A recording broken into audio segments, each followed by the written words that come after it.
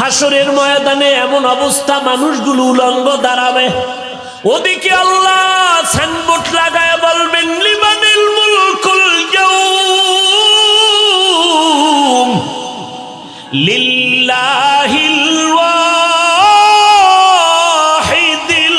কাহ্হার। আল্লাহর কুদরতের আওয়াজে হাসরের ময়দানটা থরথর করে কেঁপে উঠবে, মানুষগুলো পাগলের মতো হয়ে যাবে। আল্লাহ বলবে, সূর্য তুই কই? একটু নিচের দিকে নেমে আয়, নিচে নেমে এসে তোর যত তাপ আছে জমিনের মধ্যে ছেড়ে দে। সূর্যের গরম এত প্রচন্ড, মাটির জমিনটা পুড়িয়া তামা হয়ে যাবে। মানুষের মাথার মগজগুলো ফুটে বাতের বারের মতো ফুটতে থাকবে। পেটের গলিত নারী বুড়ি পায়খানার রাস্তা দিয়ে পড়ে যাবে। অপরদিকে জাহান্নামের আওয়াজ। আল্লাহর নবী কান্না করে,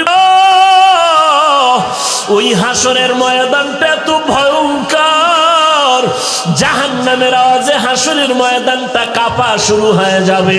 আল্লাহ বলবে, একটু অপেক্ষা কর। ও আয়েশা, কেমন ভয়ঙ্কর হালাত হওয়ার কারণে যে সমস্ত নবীদের কোনো গুনাহ নাই, ওই নবীরা নাফসি নাফসি বলে চিৎকার দিয়ে কাঁদবেন, উম্মতের কথা ভুলে যাবেন। নবীরা পর্যন্ত নাফসি নাফসি বলে কাঁদবেন, উম্মতের খবর থাকবে না। আর বলবে, আল্লাহ আমারে বাঁচাও বাঁচাও, সূর্যের গরম সহ্য করতে পারি না, জাহান্নামের আগুনের হাওয়া গরম সহ্য করতে পারি না, ওদিকে জমিনটা তামা সহ্য করা যায় না। আল্লাহ তাআলা বলবেন, ওয়ামতাজুল ইয়াউমা আইয়ুহাল মুজরিমুন, ও গুনাহগারেরা তোমরা নেককারদের থেকে আলাদা হয়ে যাও। ও আয়েশা, নবীরা পর্যন্ত কি পরিমাণ ভয়ঙ্কর অবস্থা হলে নবীদের গুনাহ নাই, তারপরও তারা নাফসি নাফসি বলে কাঁদবে। ওই সময়ের আয়েশা কোন নবী উম্মতের খবরও নিবে না, খেয়ালও থাকবে না। আদম নবী উম্মতের ভুলিয়া নাফসি বলে কাঁদবেন, মূসা নবী উম্মতের কথা ভুলিয়া নাফসি নাফসি বলে কান্না করবেন, ইব্রাহিম নবী উম্মতের ভুলিয়া নাফসি নাফসি বলে কাঁদবে। একমাত্র আমি মায়ার নবী ওই হাসরের ময়দানে আমার নাফসি বলে কাঁদবো না, আমি একটা আওয়াজ দিব, উম্মতি উম্মতি, ও আমার উম্মতেরা তোরা কই? আয় আয়, আমি মুহাম্মদ দাঁড়াইয়া আছি। একটা উম্মত জাহান্নামে থাকা অবস্থায় আমি জান্নাতের ময়দানে যাব না। ওরে নবীরা আশেকের দল, আল্লাহর নেয়ামতের সাথে গাদ্দারি করে। এরা চার পাওয়ালা জানোয়ার না। আল্লাহ কয় চার পাওয়ালা জানোয়ারের থেকেও খারাপ। জানোয়ার শব্দের অর্থ হলো যার জান আছে, এরা কি কয়? জানোয়ার। এটা আল্লাহ বলেন কিছু মানুষ না, অধিকাংশ মানুষ জাহান্নামে যাবে। কেন? এরা শুধু চতুষ্পদ জন্তুর মতো না, এর থেকেও খারাপ। এ কথা কার? আল্লাহ বলেন এরা চার পাওয়ালা জানোয়ার না, এর থেকেও খারাপ। ভাইরা আমার, ইবাদত হলো মানুষের গুণ। মানুষ আল্লাহর ইবাদত করবে। ইবাদত করতে হলে শিখতে হবে, জানতে হবে। কি শিখবেন, কি জানবেন? বলে কোরআন। কি? কোরআন। কোরআন শিখার মাধ্যমে ইবাদতের পদ্ধতি আপনি জানবেন। কোরআন শিখে শিখে ইবাদতের পদ্ধতি জানিয়া ইবাদত করলেই হবেন গুণের মানুষ। আবার আমি রিপিট করতেছি, দ্বিতীয়বার আপনারা খেয়াল করেন। ইবাদত হলো মানুষের গুণ, আর ইবাদত করতে হলে লাগবে কোরআন শরীফ। কোরআন শিখে শিখে ইবাদত করবেন। কোরআন শিখা মানে হাদিস শিখান, হাদিস ছাড়া কোরআনের ব্যাখ্যা বোঝা যাবে না। ও বান্দা, কোরআন শিখিয়া ইবাদত করলে হবেন গুণের মানুষ।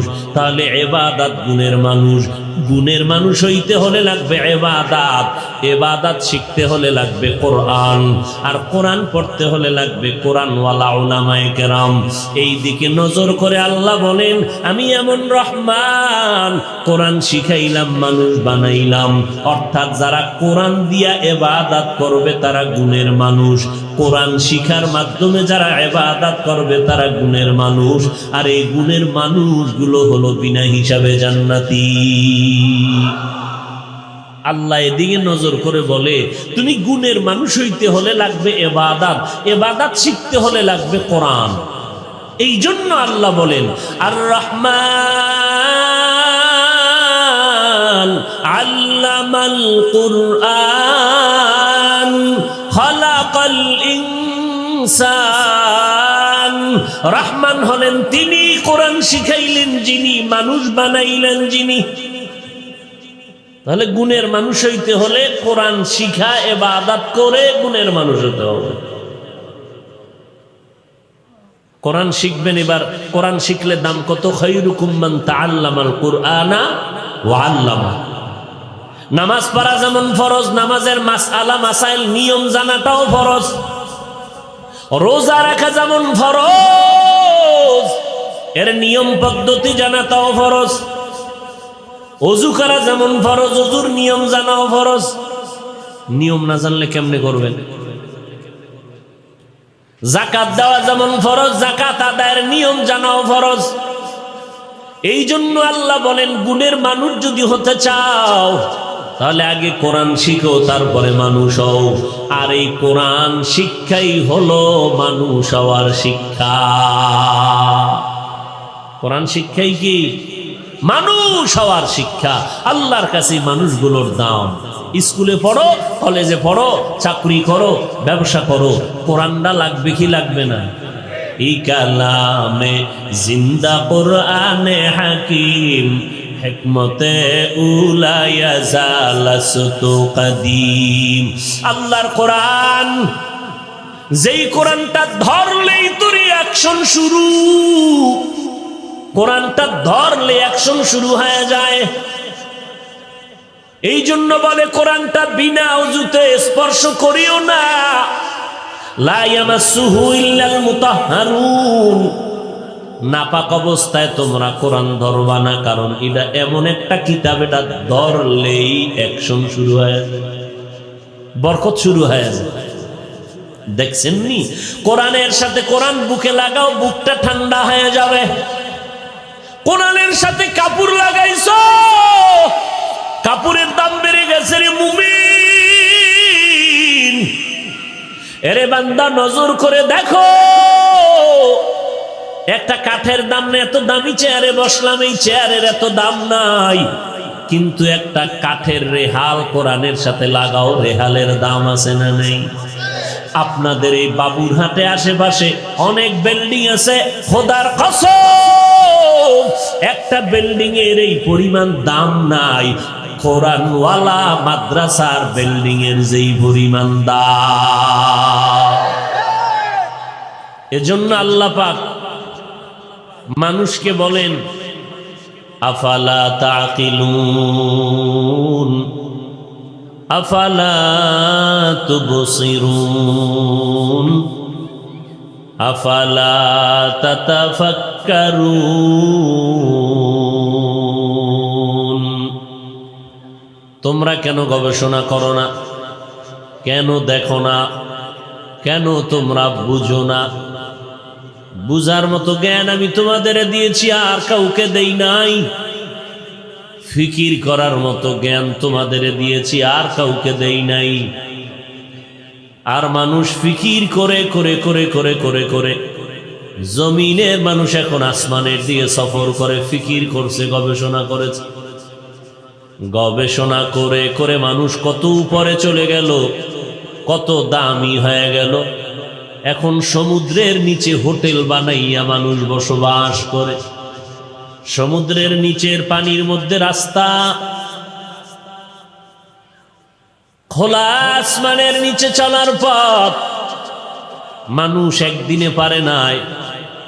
গবেষণা করে করে যত গবেষণা করে তত নতুন আবিষ্কার হয়। আল্লাহ বলেন এই গবেষণার মেধা আমি মানুষকে দিয়েছি, কারণ মানুষ বড় দামি। আল্লাহ বলেন আমি কেমন রহমান, কোরআন শিখাইলাম, তারপরে আমি ইনসান সৃষ্টি করলাম। ও আল্লাহ উল্টা কেন বললেন? আমাদের সৃষ্টি আগে শিক্ষা পরে, আপনি কেন বললেন শিক্ষা আগে সৃষ্টি পরে? মুফাসসিরিনে কেরাম বলেন আল্লাহর দরবারে সমস্ত মানুষের কোনো দাম নাই, সব মানুষের দাম নাই। বলে সব মানুষ কেমন? এই জমিনে একদল মানুষ, এরা বংশগত মানুষ। বংশগত মানুষ তাদেরকেই বলে যেই বান্দার ঔরসে সন্তানের, যেই বান্দার বংশে জন্ম। আমরা আদম আলাইহিস সালাম তার বংশে দুনিয়ার জমিনে এসেছি। আদম নবী আমাদের বংশগত পিতা, আমরা তার বংশগত সন্তান। আল্লাহ বলেন আমার কাছে বংশগত মানুষের কোনো দাম নাই। আর একদল মানুষ হলো জন্মগত মানুষ। যেই বান্দার ঔরসে জন্ম নিয়েছি তিনি আমার জন্মদাতা বাবা, আমরা তার জন্মসূত্রের সন্তান। আল্লাহ বলেন আমার দরবারে বংশগত মানুষেরও কোনো ভ্যালু নাই, স্থায়িত্ব নাই, কোনো দাম নাই। আমার দরবারে জন্মগত মানুষের কোনো দাম নাই। কোন মানুষের দাম? আল্লাহ বলেন আমার দরবারে একদল মানুষের দাম, এরা হলো গুণগত মানুষ। কি মানুষ? তাহলে কয় দল হইল মানুষ? বলেন, কথা বলেন। প্রথম দল বংশগত মানুষ, আর এক দল জন্মগত মানুষ, আর এক দল হলো গুণগত মানুষ। বংশগত মানুষের দাম নাই, জন্মগত মানুষের কোনো দাম নাই। গুণগত মানুষের দাম আল্লাহর দরবারে অনেক বেশি। বলে কেমন বেশি? বলে এরা দুনিয়াতেও বাদশাহ, আখিরাতেও তারা বাদশাহ। দুনিয়াতেও সবাই সম্মান করবে গুণগত মানুষটারে। লোকটা র্যাবের চাকরি করে কিন্তু সম্মান বেশি। কয় কেন? লোকটা বংশগত মানুষ, এতটুকুই তার পরিচয় না। জন্মগত মানুষ, এতটুকুই তার পরিচয় না। বলে এত সম্মানের পেছনে কারণ হলো লোকটা হলো গুণগত মানুষ। এজন্য দুনিয়াতে দাম। আর্মির ভেতরে চাকরি করে লোকটার পজিশন শুধু বাড়ে। কেন? বলে গুণগত মানুষ। গরিবের সন্তান হাজারো মানুষের সামনে গিয়া নামাজের ইমামতি করে, এত দাম কেন? বলে লোকটা যদিও বংশগত, এটা তার আসল পরিচয় না, জন্মগত পরিচয়টা আসল না।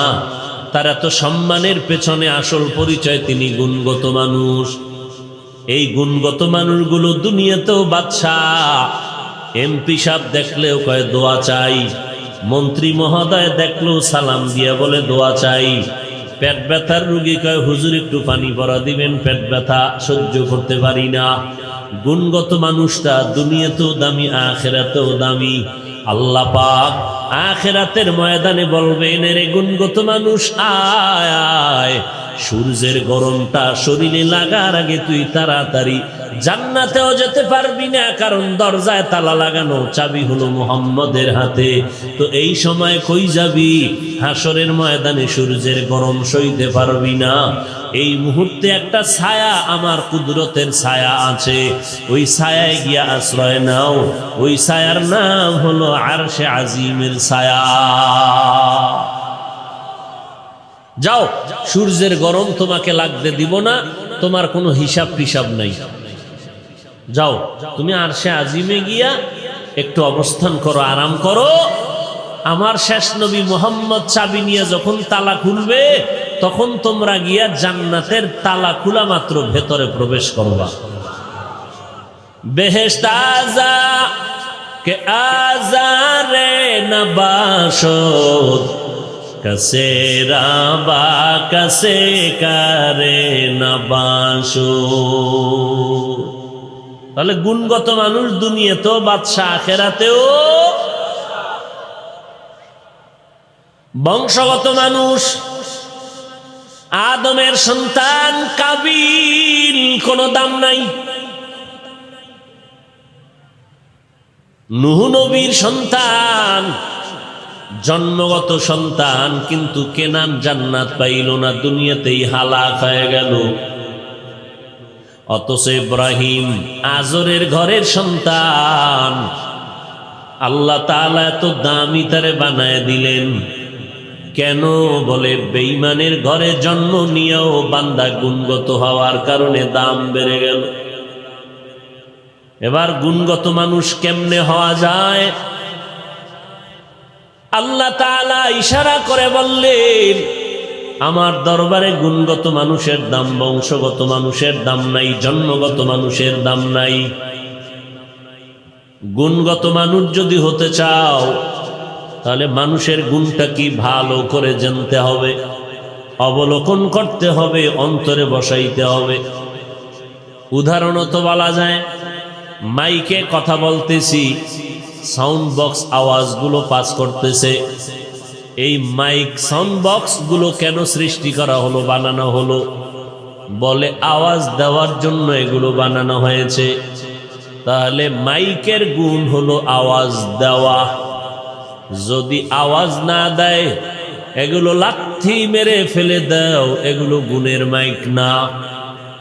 বাতিওয়ালা বাতিগুলো বানাইছে আলো দেওয়ার জন্য, আলো দেওয়াটাই বাতির গুণ। যদি আলো না দেয়, বাতিগুলো ভেঙ্গে ফেলে, এটা গুণের বাতি নয়। পাখাওয়ালা পাখা বানাইছে বাতাস দেওয়ার জন্য, যদি বাতাস না দেয়, এটা গুণের পাখা না। তাহলে মাইকের গুণ আওয়াজ দেওয়া, কারণ বানাইছেই আওয়াজ দেওয়ার জন্য। পাখার গুণ বাতাস দেওয়া, কারণ বানানোই হয়েছে বাতাস দেওয়ার জন্য। বাতির গুণ আলো দেওয়া, বানানো হয়েছে আলো দেওয়ার জন্য। মানুষের কি গুণ? বলে আল্লাহ পাক বলেন, আমি মানুষ বানাইছি বিড়ি টানার জন্য। হ্যাঁ, ওয়ামা খালাকুতুল জিন্না ওয়াল ইনসা ইল্লা লিয়াবুদুন।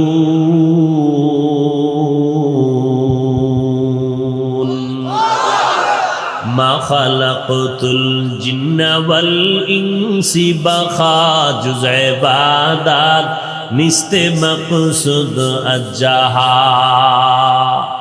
আল্লাহ বলেন, আমি মানব সৃষ্টি করার একমাত্র কারণ আমার ইবাদত। তাহলে মানুষ বানাইছেন কেন? ঘুমাইতেছেন না? কিসের জন্য মানুষ বানাইছেন? কার ইবাদত? আল্লাহর ইবাদত। ইবাদত বলতে কি? মসজিদে গিয়ে খালি তসবিহ টানা, পাগড়ি টাগড়ি ভরা? রাজনীতিও আল্লাহর ইবাদত, রাজনীতিও আল্লাহর ইবাদত। নবীজি রাজনীতি করছেন না? তাহলে নবী ইবাদত ছাড়া করছেন? বাথরুমে যাওয়াটাও কি? বাথরুমে যাওয়াও ইবাদত, নামাজ পড়াও ইবাদত, বিবাহ শাদী করাও ইবাদত, সন্তান জন্ম দেওয়াও ইবাদত, ব্যবসা করাও, চাকরি করাও, লেখাপড়া করাও ইবাদত, ডাক্তারি পড়াও ইবাদত, ইঞ্জিনিয়ারিং পড়াও ইবাদত, প্রফেসর হওয়াও ইবাদত। কথা বুঝেন? অর্থাৎ গোটা মানুষ ইবাদতের চাদরে আবৃত। ইবাদত, কান্না করাটাও ইবাদত, হাসি দেওয়াটাও ইবাদত, রোজা রাখাও ইবাদত, রোজা না রাখাটাও ইবাদত। নামাজটা পড়া যেমন ইবাদত, নামাজ না পড়াটাও ইবাদত। সিজদা করা যেমন ইবাদত, না করাটাও ইবাদত। আল্লাহকে সিজদা করো ইবাদত, মাজারে সিজদা করবা ইবাদত, বটগাছের সিজদা করবা ইবাদত। সিজদা করা যেমন ইবাদত, সিজদা না করাটাও। আল্লাহকে সিজদা করা ইবাদত, গায়রুল্লাহকে সিজদা না করা ইবাদত। বুঝে না? কেমনে বুঝবে? এ গায়রুল্লাহর গোলামি করে, বুঝবে কেমনে?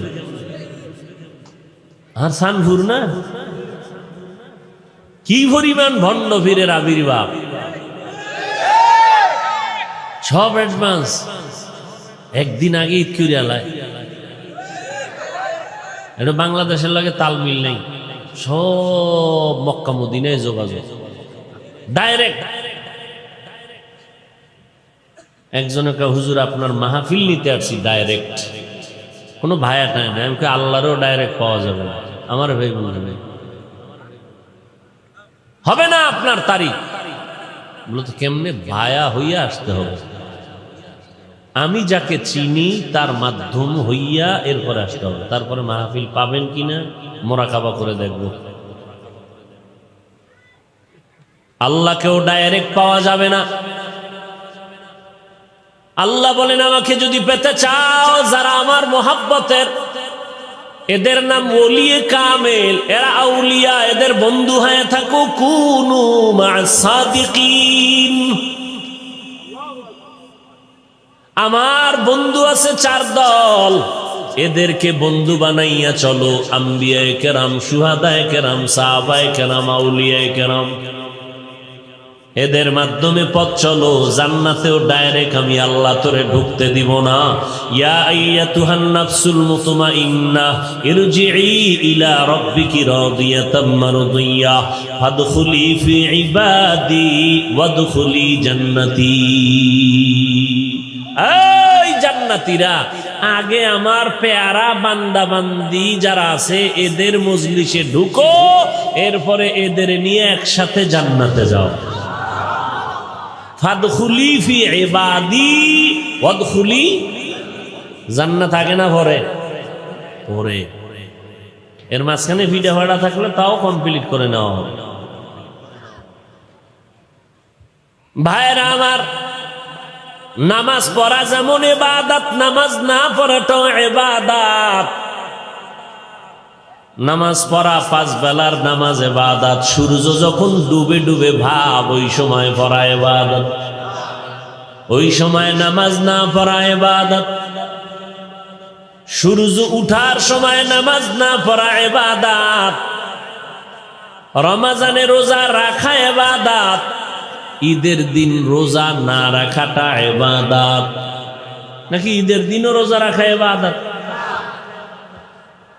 ভাইরা আমার, আল্লাহকে সিজদা করা ইবাদত। আল্লাহ ছাড়া অন্য কাউকে সিজদা না করাটা ইবাদত। করেননি আপনারা মাঝে মাঝে? আল্লাহ ছাড়া অন্যরে কেন? ওই সোহবতে এখনো ঢুকতে পারেননি। আল্লাহ ছাড়া অন্য কাউকে সিজদা করা হালাল না হারাম? যদি কেউ দলিল দিতে চায় এরা নিকৃষ্ট মূর্খ, এছাড়া কিছু না। শুধু মূর্খ না, নিকৃষ্ট মূর্খ। সিজদা পাবে কে? আর কেউ? যদি আর কেউ পায় তাহলে মদিনাওয়ালারে আগে দেখ। কোন মাজারওয়ালা যদি পায় তো মদিনার মাজারে সিজদা আগে দিবি, তাহলে চামড়া তুলে ফেলা হবে। আমার রসুলের থেকে দামি কেউ আছে? তাহলে আল্লাহ ছাড়া অন্য কাউকে যদি সিজদা দিয়া সওয়াব নিতে চাও, আগে সিজদা দিবি মদিনাওয়ালারে। সম্ভব? সম্ভব। অতএব আর কারো জন্য সিজদা করা সম্ভব নয়। মাজারে যদি মোমবাতি জ্বালাও তো মদিনার মাজারে একটা বড় মোম অর্ডার দিয়ে বিমানে নিয়ে আগে জ্বালাও। কি ঠিক? বিমানে নিয়ে যাবেন? ওটা যেমন অসম্ভব, কোন মাজারে মোম জ্বালানো অসম্ভব। কারণ আমার নবীর মতো দামি কেউ নাই, আমার নবীর মতো বড় পীর জমিনে কেউ নাই। যদি কেউ বলে আছে, সে টাটকা দলিল ছাড়া বেঈমান। আমার নবীর মাজারের মতো দামি মাজার নাই। আছে?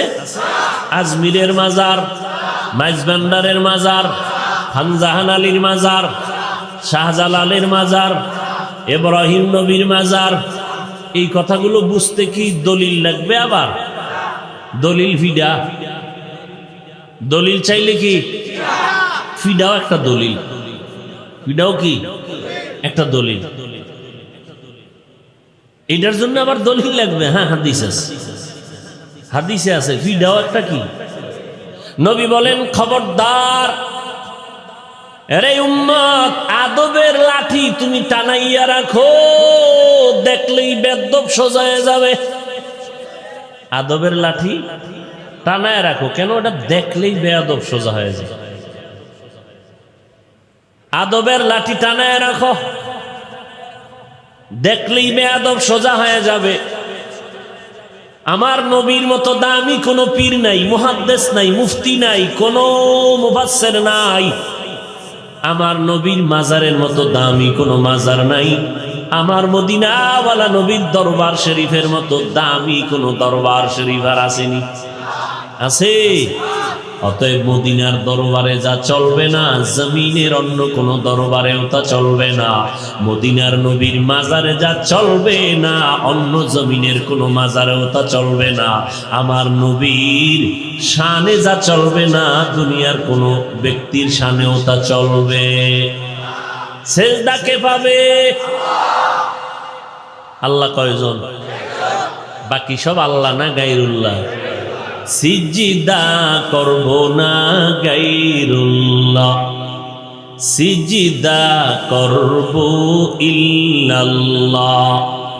লা ইলাহা ইল্লাল্লাহ, লা ইলাহা ইল্লাল্লাহ, লা ইলাহা ইল্লাল্লাহ, লা ইলাহা ইল্লাল্লাহ। আসমান জমিন গায়রুল্লাহ, মাজার বাজার গায়রুল্লাহ, নবী ওলি গায়রুল্লাহ, জিন ফেরেশতা গায়রুল্লাহ, লা ইলাহা ইল্লাল্লাহ। সিজদা করব না গায়রুল্লাহ, সিজদা করব ইল্লাল্লাহ। ইল্লাল্লাহ মানে কি? এহেন আর এক বেজার কি? হাটহাজারীর হুজুর বলে গেছেন, আহমদ শফি রহিমাহুল্লাহু তাআলা, যেই আলেম বলবে ইল্লাল্লাহ জায়েজ নাই, তাকে আলেম বলা জায়েজ নাই। যারা ইল্লাল্লাহর বিরুদ্ধে কথা বলে এরা সবগুলো ফিতনাবাজ, এরা সবাই টাটকা ফিতনাবাজ। ইল্লাল্লাহ মানি হলো একমাত্র আল্লাহ, একমাত্র আল্লাহ। তাহলে সেজদা কে পাবে, গায়রুল্লাহ না ইল্লাল্লাহ? সিজদা করব না গায়রুল্লাহ, সিজদা করব ইল্লাল্লাহ। লা ইলাহা ইল্লাল্লাহ, লা ইলাহা ইল্লাল্লাহ, লা ইলাহা ইল্লাল্লাহ, লা ইলাহা ইল্লাল্লাহ। সিজদা কে পাবেন? একমাত্র সিজদা করবা আল্লাহকে। আল্লাহর নবী বলেন, আস-সাজিদু ইয়াসজুদু আলা কাদামির রহমান। ও বান্দা, যখন মানুষ 3.5 হাত বডির কপালটা বড় দামি, এই দামি কপালটায় কেউ পাও লাগায় না, কেউ পানি লাগায় না, কেউ ধুলাবালু লাগায় না। কারণ ইদারে আল্লাহ নিজের কুদরতের হাত দ্বারা সুন্দর করে বানাইছে, বডি বানাইছে। ফেরেশতা আল্লাহর অর্ডারে চেহারাটা আল্লাহ বানায় দেওয়ার কারণে নজর করে দেখছো নিরে গোলাম, সারাটা শরীর পোশাক দিয়ে আটকাইছি, চেহারাটা আটকাই নাই। রাস্তা দিয়া চলার সময় যত ধুলা বালু সব চেহারায় লাগে, বডির মধ্যে লাগে না কেন? পোশাক দিয়ে আটকানো।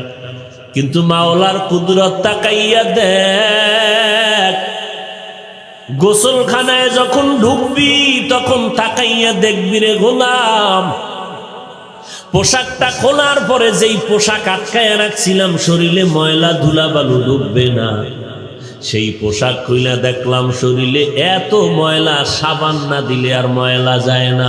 আর যেই খোলা চেহারা এত ধুলাবালু রৌদ্র লাগলো, সামান্য সাবানও লাগবে না, একটু পানি দিয়া ধুইয়া নাও, দেখবা বিন্দু কোনো চেহারায় ময়লা নাই। কাদের কুদরত দারি বার কামাল, আন্তা রব্বি আন্তা হাসবি জুল। সাউন্ড ডাউন হয়ে গেল, বাড়া। আন্তা রব্বি আন্তা হাসবি জুল জালাল, তুহি কাদের জলিলুল্লাহ জাহাদার, বহর হালে তুহি মেরা নেগাহদার। আরে মিয়া, কণ্ঠ কার দান?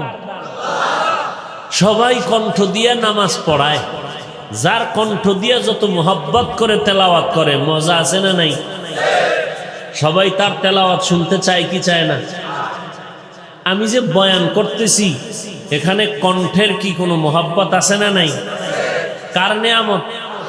তাহলে কণ্ঠ থেকে কথার আওয়াজ বের করেন কে?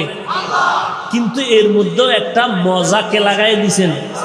তাহলে কণ্ঠের মধ্যে যদি একটা আকর্ষণ আলাদা থাকতে হয় মোহাব্বতের জন্য, মাইকের মধ্যে আলাদা সাউন্ড থাকবে না কেন? তাহলে কণ্ঠের আলাদার আওয়াজে যেমন মোহাব্বত হয়, ঠিক আমগো বয়ান এই প্রকাশের ক্ষেত্রে মাইকের আওয়াজ ভালো হলে তখন আরো ভালো। কথা বুঝেন না? এই জন্য আমাকে প্যান্ডেল লাগে না, বাতি লাগে না, আমরা অন্ধকারে খেলে মাইক হইলেই চলে। মাইক আমাদের আওয়াজের রূহ। কথা বুঝাইতে পারি না? আল্লাহ বুঝার তৌফিক দান করেন। কি বুঝবেন? মাইকের কথা বুঝবেন। কণ্ঠ যে আল্লাহর দান, এটা বুঝেন। এটা কার নেয়ামত? তাহলে জীবনে আর কোনোদিন বলবেন না একটা কণ্ঠ আর কিছু আছে। তোর বাপে দিছে কণ্ঠ, এই জানোয়ার। কণ্ঠ তোর আব্বা দিছে। কণ্ঠ কে দিয়েছেন? কে দিয়েছেন? আল্লাহর দেওয়া নিয়ামতকে তুই উপহাস করলি কেন? আল্লাহর দেয়া নিয়ামতের দিকে তাকাইয়া গাদ্দারি করলি কেন? কণ্ঠ তো কোনো ডাক্তার বানাইতে পারে না, এটা আল্লাহ নিজে কুদরতের হাত দ্বারা বানায় দিছেন। এটাকে উপহাস করো কেন? আল্লাহ হেদায়াত দান করুন। আরো জোরে বলে ভাইরা আমার। তাহলে আল্লাহ মানুষ বানাইছেন কেন? গেছে, ভুলে গেছে 2-3 মিনিট। হ্যাঁ, ইবাদত করার জন্য। ইবাদত কি কয়? যা করবেন সব ইবাদত। শর্ত 2টা। শর্ত, যা করবেন, যা বলবেন সব হবে আমার আল্লাহ তাআলার খুশির জন্য। যা করব, যা বলবো সব হবে মদিনাওয়ালার তরিকায়। কার তরিকায়? নামাজ পড়ব কার তরিকায়? একজনে মাগরিবের নামাজ ফরজ কয় রাকাত? 3 রাকাত ফরজে দাঁড়ায় কয় বেজোর হইরা লাভ আছে, 2টা সেজদা মাওলার একটু বাড়ায় দেই, 4 রাকাত করে ফেলি। হবে? 4 রাকাত পইরেই ফেলাইছে। তোর তো হবে না, হবে না। শুধু 1 রাকাত না, তোর আমও গেছে, তোর পুরা 3 রাকাত শেষ। আবার নতুন করে ধর, কানে ধর, নতুন করে কানে ধর। অন্যায় করলি কেন? আবার নতুন করে কানে ধইরা নামাজ ধর, পুরা নামাজ আবার পড়বি। কোনো চালাকি কেন টেন নাই? আচ্ছা, আল্লাহ আসতে কইলে শুনে না? শুনেনি? কি বিশ্বাস আছে? তাহলে মাগরিবের নামাজ ইমাম সাহেব যদি কেরাত আস্তে আস্তে পরে কেরাত হবে? হ্যাঁ, কেন? আপনার যুক্তি গেল কই? আল্লাহ তো আসতে কইলেও শুনে। যুক্তির নাম ইসলাম না, আল্লাহর হুকুম নবীর তরিকা মানার নাম ইসলাম। বুঝে আসোকা না আসুক, আপনি কোরআন শরীফের অর্থ কি দুনিয়ার সবাই সব বুঝবে? হ্যাঁ, যত তাফসির লেখছেন মুফাসসিরিনে কেরাম সবাই কি বলছেন আমি পুরো কোরআন বুঝে ফেলাইছি? আল্লাহ মেধা সবাই একদম নাই।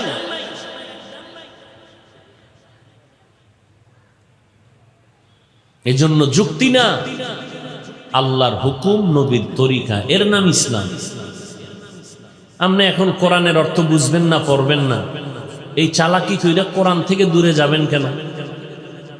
বরং কোরআন শরীফ কত দামি যে কেউ যদি শুধু তাকাইয়া থাকে, আল্লাহর কোরআন দেখে মোহব্বত লাগায়া, মরণের আগের চোখের পাওয়ার নষ্ট হবে না।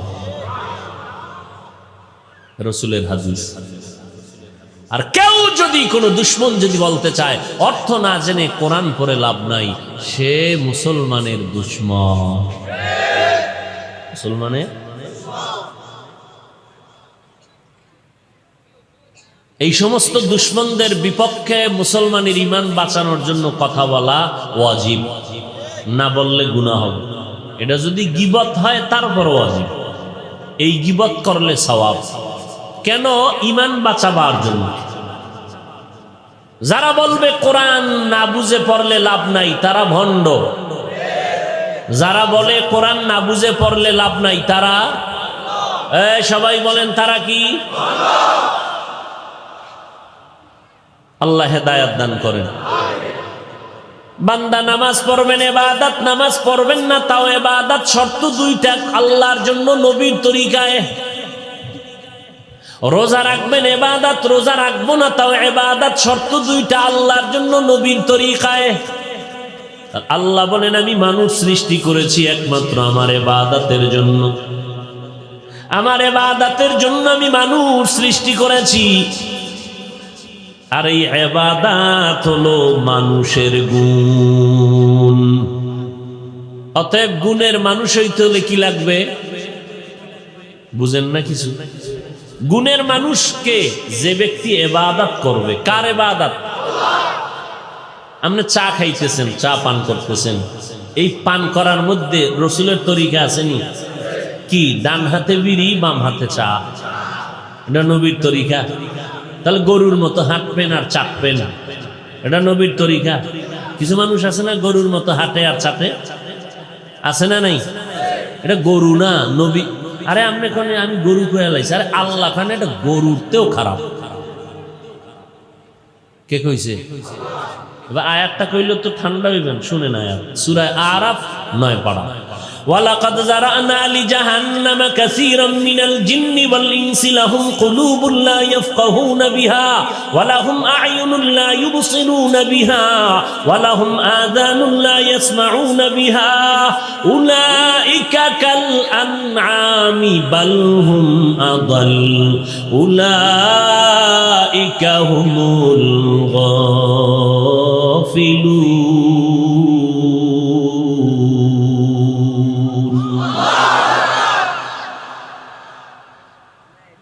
আয়াত কোন জায়গায় দিয়ে পড়ছি বুঝেননি?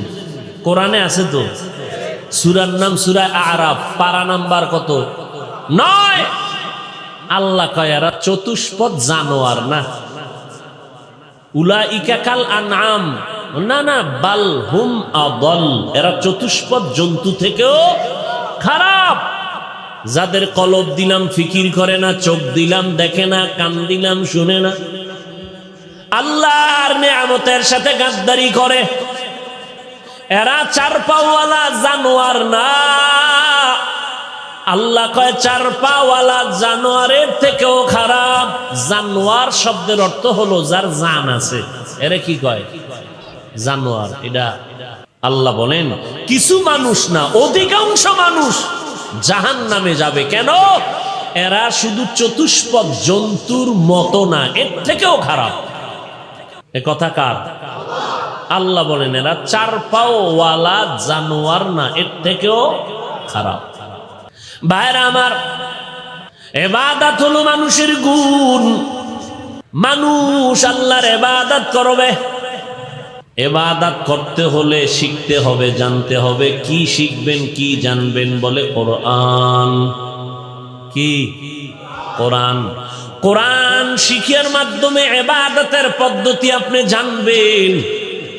কোরআন শিখে শিখে ইবাদতের পদ্ধতি জানিয়া ইবাদত করলেই হবেন গুণের মানুষ। আবার আমি রিপিট করতেছি, দ্বিতীয়বার আপনারা খেয়াল করেন, ইবাদত হলো মানুষের গুণ, আর ইবাদত করতে হলে লাগবে কোরআন শরীফ। কোরআন শিখে শিখে ইবাদত করবেন। কোরআন শিখা মানে হাদিস শিখান, হাদিস ছাড়া কোরআনের ব্যাখ্যা বোঝা যাবে না।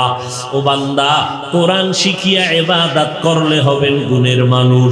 তাহলে ইবাদত গুণের মানুষ, গুণের মানুষ হইতে হলে লাগবে ইবাদত, ইবাদত শিখতে হলে লাগবে কোরআন, আর কোরআন পড়তে হলে লাগবে কোরআনওয়ালা উলামায়ে কেরাম। এই দিকে নজর করে আল্লাহ বলেন, আমি এমন রহমান, কোরআন শিখাইলাম, মানুষ বানাইলাম। অর্থাৎ যারা কোরআন দিয়া ইবাদত করবে তারা গুণের মানুষ, কোরআন শিখার মাধ্যমে যারা ইবাদত করবে তারা গুণের মানুষ, আর এই গুণের মানুষগুলো হলো বিনা হিসাবে জান্নাতি। আল্লাহ এদিকে নজর করে বলে, তুমি গুণের মানুষ হইতে হলে লাগবে ইবাদত, ইবাদত শিখতে হলে লাগবে কোরআন। এই জন্য আল্লাহ বলেন, আর রহমান আল্লামাল কুরআন খালাকাল ইনসান। রহমান হলেন তিনি, কোরআন শিখাইলেন যিনি, মানুষ বানাইলেন যিনি। তাহলে গুণের মানুষ হইতে হলে কোরআন শিখা ইবাদত করে গুণের মানুষ হতে হবে। কোরআন শিখবেন। এবার কোরআন শিখলে দাম কত? খায়রুকুম মান তাআল্লামাল কুরআনা ওয়া আল্লামা। নামাজ পড়া যেমন ফরজ, নামাজের মাসআলা মাসাইল নিয়ম জানাটাও ফরজ। রোজা রাখা যেমন ফরজ, এর নিয়ম পদ্ধতি জানাটাও ফরজ। ওযু করা যেমন ফরজ, ওযুর নিয়ম জানাও ফরজ। নিয়ম না জানলে কেমনে করবেন? যাকাত দেওয়া যেমন ফরজ, যাকাত আদায়ের নিয়ম জানাও ফরজ।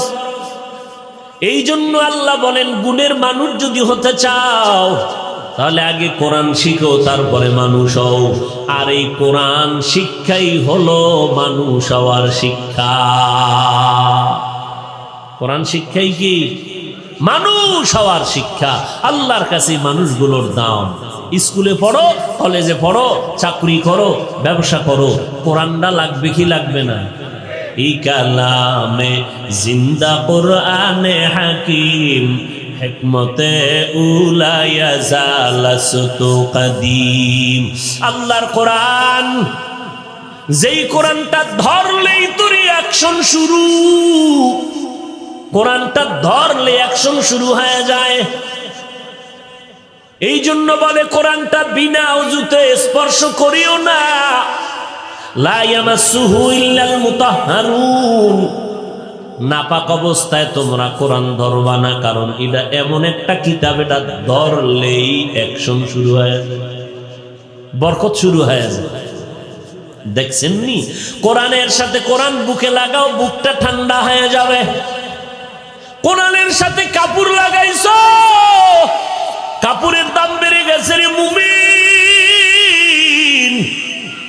এরে বান্দা, নজর করে দেখো, একটা কাঠের দাম না, এত দামি চেয়ারে বসলাম, এই চেয়ারের এত দাম নাই, কিন্তু একটা কাঠের রেহাল কোরআনের সাথে লাগাও, রেহালের দাম আছে না নেই? আপনাদের এই বাবুরহাটে আশেপাশে অনেক বিল্ডিং আছে, খোদার কসম একটা বিল্ডিং এর এই পরিমাণ দাম নাই কোরআনওয়ালা মাদ্রাসার বিল্ডিং এর যেই পরিমাণ দাম। কিন্তু কপাল খারাপ, মদিনার নবী চ্যালেঞ্জ করে গেছেন, ও দুনিয়ার মানুষ, দুইটা জিনিস ধরে রাখ, কোনোদিন বিপদে পড়বি না। একটা হলো কোরআন, আর একটা হলো মদিনাওয়ালার সুন্নত। অর্থাৎ আর এক ভাষায় বলা যায়, নবী বলেন দুইটা কোরআন ধরে রাখ, জীবন ভর মুসিবতে পড়বি না। কারণ আমার আল্লাহ দুইটা কোরআন নাজিল করছেন। একটা কোরআন হলো থিওরিক্যাল কোরআন, আর একটা কোরআন হলো প্র্যাকটিক্যাল কোরআন। কাগজের কোরআন যেটা আছে এটা থিওরিক্যাল কোরআন, আর প্র্যাকটিক্যাল কোরআন হলো আমার বিশ্ব নবী। ইমামুল আউয়ালিনাল আখিরিন বহরে সাদকা রাহমাতাল লিল আলামিন সাইয়্যিদুল কাউনাইনি খাতমুল মুরসালিন আখিরামদ বুদে ফখরুল আউয়ালিন। এই নবীর সুন্নাত ধরে রাখ। নবী বলেন যারা আমার সুন্নতের আঁকড়াইয়া ধরবি, আমি নবী ওয়াদা করলাম জান্নাতে তুমি আমি একসাথে থাকবো। সুবহানাল্লাহ। ওগো নবীর উম্মতেরা হয়ে আজি দিশাহারা, কোরআন হাদিসের চলো যখন যাহা চায় মনে, নবী বিনে কে তরাবে পুলসিরাত মিজানে, নবী বিনে কে তরাবে পুলসিরাত মিজানে। নবী আমার জীবন ভরে দিনের লাগি কষ্ট করে,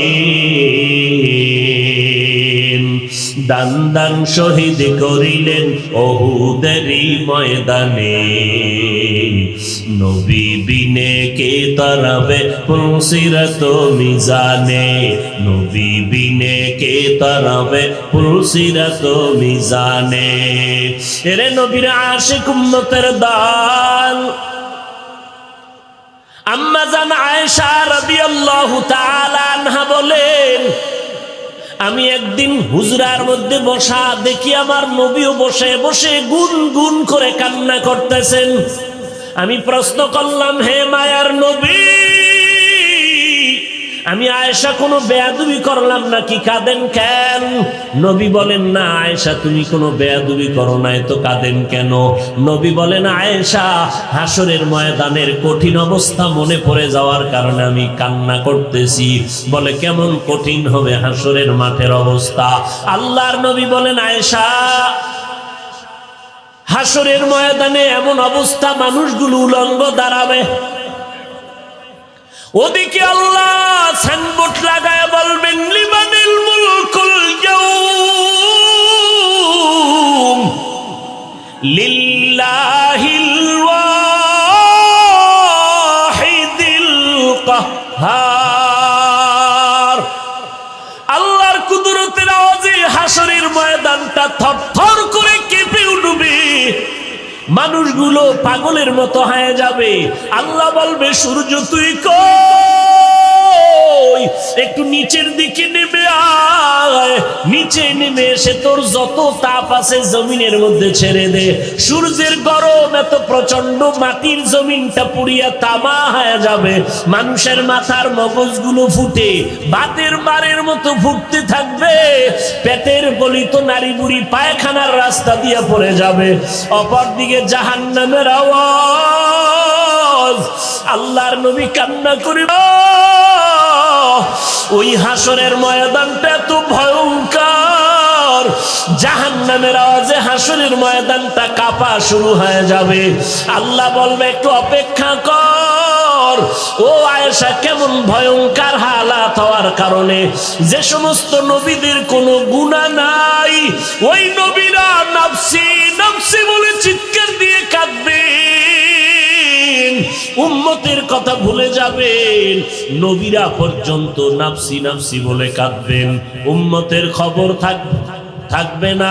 আর বলবে, আল্লাহ আমারে বাঁচাও বাঁচাও, সূর্যের গরম সহ্য করতে পারি না, জাহান্নামের আগুনের হাওয়া গরম সহ্য করতে পারি না, ওদিকে জমিনটা তামা সহ্য করা যায় না।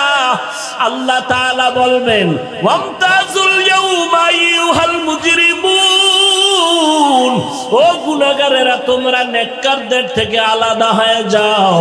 ও আয়েশা, নবীরা পর্যন্ত কি পরিমাণ ভয়ঙ্কর অবস্থা হলে নবীদের গুনাহ নাই, তারপরও তারা নাফসি নাফসি বলে কাঁদবে। ওই সময়ের আয়েশা কোন নবী উম্মতের খবরও নিবে না, খেয়ালও থাকবে না। আদম নবী উম্মতের ভুলিয়া নাফসি বলে কাঁদবেন, মুসা নবী উম্মতের কথা ভুলিয়া নাফসি নাফসি বলে কান্না করবেন, ইব্রাহিম নবী উম্মতের ভুলিয়া নাফসি নাফসি বলে কাঁদবে। একমাত্র আমি মায়ার নবী ওই হাসরের ময়দানে আমার নাফসি বলে কাঁদবো না, আমি একটা আওয়াজ দিব, উম্মতি উম্মতি, ও আমার উম্মতেরা তোরা কই, আয় আয়, আমি মুহাম্মদ দাঁড়াইয়া আছি। একটা উম্মত জাহান্নামে থাকা অবস্থায় আমি জান্নাতের ময়দানে যাব না। ওরে নবীরা আশেকের দল, এখন কি সেই নবীরে চিনতে পারো নাই? আমার নবী এখনো মদিনায়, উম্মতের কথা ভুলে নাই। ফেরেশতারা প্রত্যেক উম্মতের খবর আমার নবীর দরবারে পৌঁছায় দিতেছে। রে উম্মত, কোন হালাতে জীবনটা চালাইতেছো? এরে যুবক, এখনো কি পারবা না নবীর তরিকার মালাটা গলায় লাগাইয়া ইবাদতের লাইনে চলবা? লেখাপড়া করো, চাকরি করো, ব্যবসা করো, বাধা নাই। ও বান্দা, নবীর তরিকা মতে নামাজ পড়ো, মা বাবার খেদমত করো, উলামায়ে কেরামের কথা শুনিয়ে আমল করো। ওরে আল্লাহর বান্দা, তওবা করো পেছনের গুনাহ থেকে, আর মনে মনে আমার আল্লাহকে ডেকে ডেকে বলো, হে মালিক, এই ময়দানে আমার মতো গুনাহগার কেউ নাই, আর গুনাহ করব না রে আল্লাহ। আমার মা বাবা, স্ত্রী, পরিবার কেউ জানেন আমি কত বড় অন্যায়কারী। আজ তওবা করলাম, নামাজ ছাড়বো না, দাড়ি কাটবো না, বেপরদায় চলবো না। এখন থেকে তওবা করে নাও। তোমার আমার মতো যুবক স্কুল কলেজে পড়ে, চাকরি করে, ব্যবসা করে, র্যাব, আর্মি, পুলিশ, বিডিআরের চাকরি করে, ড্রাইভারি করে, শ্রমিকের কাজ করে, নদীর মধ্যে মাছ ধরে, জমিনে কৃষি কাজ করে, দাড়িওয়ালা যুবক নামাজির অভাব নাই। তুমি কেন পারবা না রে বাবা? আল্লাহর মোহাব্বত নিয়ে তওবা করো। আর কখনো দেশ ও জাতির বিরুদ্ধে ষড়যন্ত্র করব না, ওলামায়ে কেরামের বিরুদ্ধে যাব না, মা বাবারে কষ্ট দিব না, নবীর সুন্নতের বাহিরে যাব না, নামাজ ছাড়ব না, দাড়ি কাটবো না। তওবা করার মতো যদি অন্তর তৈরি হয়, মুনাফিকি যদি না থাকে, খাঁটি তওবার নিয়তে দুটো হাত আমার আল্লাহকে দেখাইয়া দাও। আয় আল্লাহ, হাতগুলো কবুল করে নেন, তওবা কবুল করে নেন, তওবার উপরে মজবুত হইয়া চলার তৌফিক দান করেন, আমিন। আলহামদুলিল্লাহি রাব্বিল আলামিন, ওয়াসসালাতু ওয়াসসালামু আলা সাইয়্যিদিল আমবিয়াই ওয়াল মুরসালিন ওয়া আলা আলিহি ওয়া আসহাবিহি আজমাইন।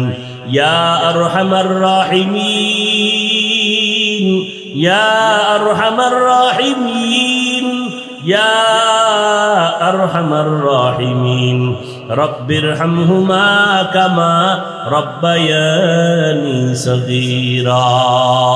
ও দয়ার মালিক, গুনার বোঝা মাথায় নিয়ে হাত তুললাম। ওলামায়ে কেরাম, মুরব্বী, হাজী সাহেব, ব্যবসায়ী, চাকরিজীবী, যুবক ভাইরা, ছাত্র ভাইরা, পর্দার আড়ালের মা বোনেরা হাত তুলেছেন। মেহেরবানি করে জীবনের গুনাহগুলো মাফ করে দেন, মাহফিল কবুল করে নেন। আয় আল্লাহ, আয়োজনকারীদের কবুল করে নেন, এলাকায় শান্তি দান করেন, মা বোনদের মাফ করে দেন, সন্তানগুলো নেককার বানায় দেন, সারা দুনিয়াবাসীকে মাফ করে দেন, বাংলাদেশ শান্তির দেশ বানায় দেন। প্রশাসনিকভাবে যারা কাজ করে, জনপ্রতিনিধির দায়িত্ব যারা পালন করে, দিনদার বানায় দেন। আয় আল্লাহ, মুসিবত থেকে হেফাজত করেন, কামাই রুজি ব্যবসায় হালাল ভাবে বরকত বাড়ায় দেন। আয় আল্লাহ, ইলম হিকমত আমলের বরকত বাড়ায় দেন। আয় আল্লাহ, সমস্ত মুসিবত থেকে হেফাজত করে।